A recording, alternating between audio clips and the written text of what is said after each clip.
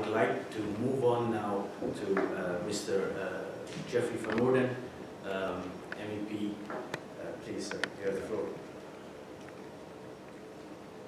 Thank you very much, Junaid. Good afternoon, ladies and gentlemen. And thank you also to Jonathan Bullock for hosting this event. Indeed, South Asia is very much in my thoughts at this very moment. I've just come back from a week in India. I've had connections there for the last 40-odd years. And indeed, I do chair the Parliament's Delegation for Relations with India at the moment.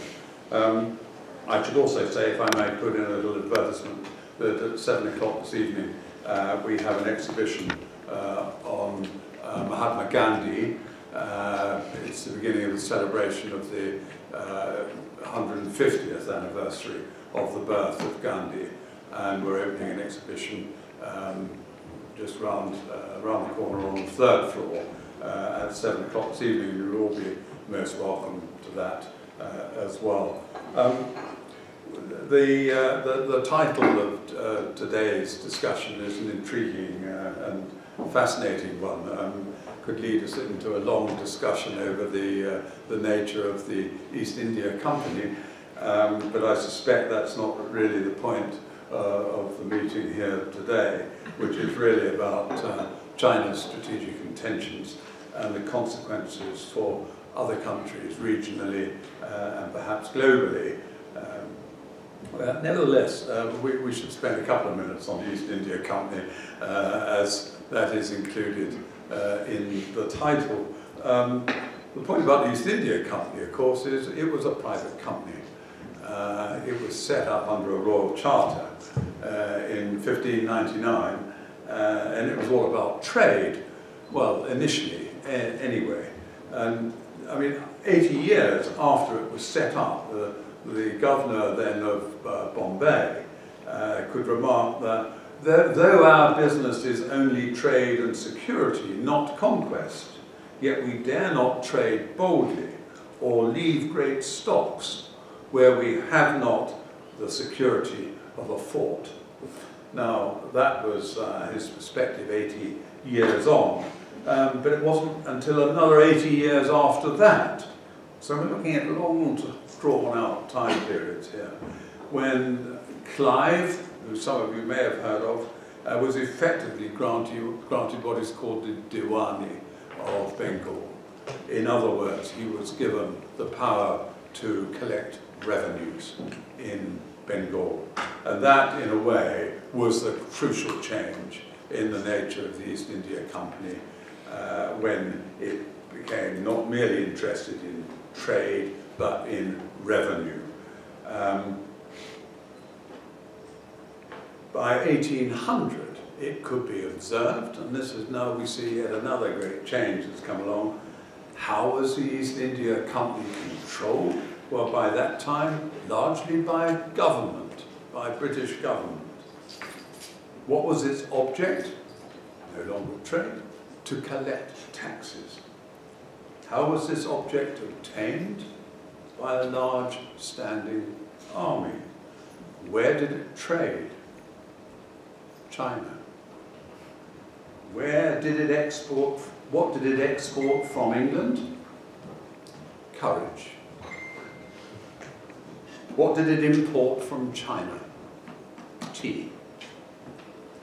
So that was the East India Company, as someone observed, by 1800. The final, it all seems to go in 80-year cycles.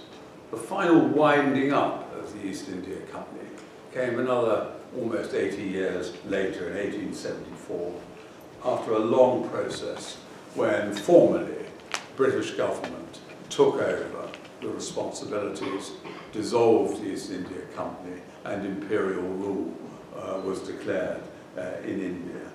I won't describe all the enormous benefits that accrued to India over that period, but of course there were negative consequences as well, and I won't go into all of those.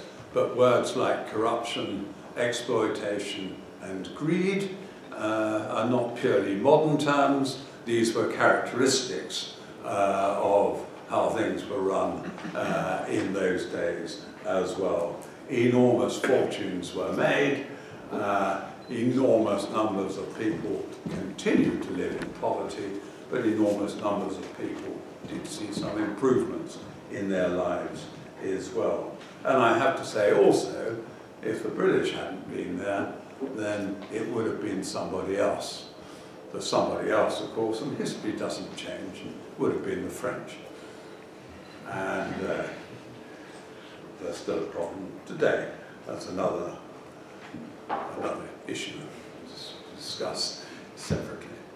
But certainly the French had set up their own East India Company, and they were constantly a thorn in the British side until they were finally defeated. So this is a sort of, you know, in a very much a nutshell, the nature of this peculiar beast, the East India Company. So it started out as trade, eventually became a controlling government influence in India. The question then is CPEC the sort of forerunner of the same process? Is the investment in Pakistan so massive?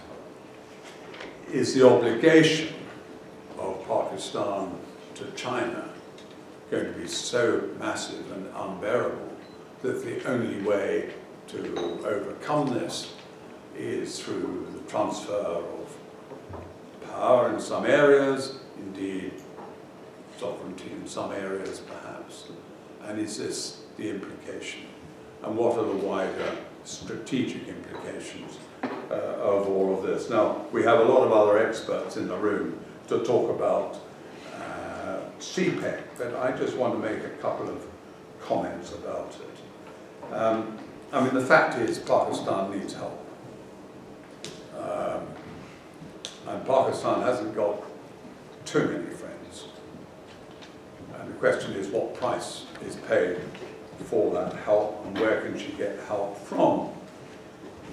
The options, of course, are, well, the United States, Saudi Arabia, the IMF. Pakistan at the moment has an enormous and growing indebtedness problem, and it needs help out of that. Is CPEC merely adding to that process of indebtedness? And what are going to be the consequences? We could find a parallel, or not an exact parallel, a smaller scale one, if we look across to somewhere like Sri Lanka, a country which I know, where in the southern tip of Sri Lanka, a new port has been built called Hambantota. This was built by the Chinese at the request of the Sri Lankan government at that time.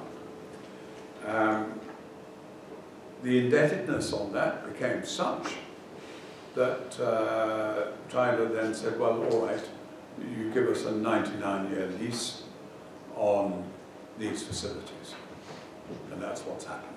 So, if you like, the sovereignty of Hambantota has more or less been handed over to China for the next century. And that's an example in that part of the country. And I'm sure one could find other examples like that. So if you can't pay, then give us a bit of your land. It seems to be the answer. So I think this is one great concern about CPEC. The other, I have to say, and you know, here I look to my India interests. If Pakistan wants to improve its relations with India, then this corridor between Kashgar that comes through areas which India claims as its sovereign territory is not the way to actually improve those relations. And it is why, of course, India has enormous difficulty with the whole One Belt, One Road concept, and why in particular it has difficulties with CPEC, because it runs through this area of Gilgit-Baltistan in what is regarded as Pakistan-occupied Kashmir, and of course crosses over the Himalayas in areas which are disputed territory in their own right. So, you know, we are talking about areas of enormous geographical and political sensitivity. So that is another problem that arises here. I mentioned the alternative sources of assistance to Pakistan. I mean, interestingly, if you like, one of them that I mentioned, of course, is Saudi Arabia. A lot of this investment is in the Gwadar port, which is in Balochistan, right next to Iran. Iran, of course, is the main regional ally, regional opponent of Saudi Arabia, and that would be an interesting mix if Saudi were to become involved in somewhere like Balochistan. So there would be a sensitivity to that. We can see why the Pakistanis are leaving in this other direction. So then these are just a couple of observations. I'm conscious that we've got a lot of real experts on CPEC here in the room, and I'll leave it to them. And I can't stay with you for the whole conference, I'm afraid. But I do hope that some of you will perhaps join us this evening. So I'll conclude that. Thank you very much.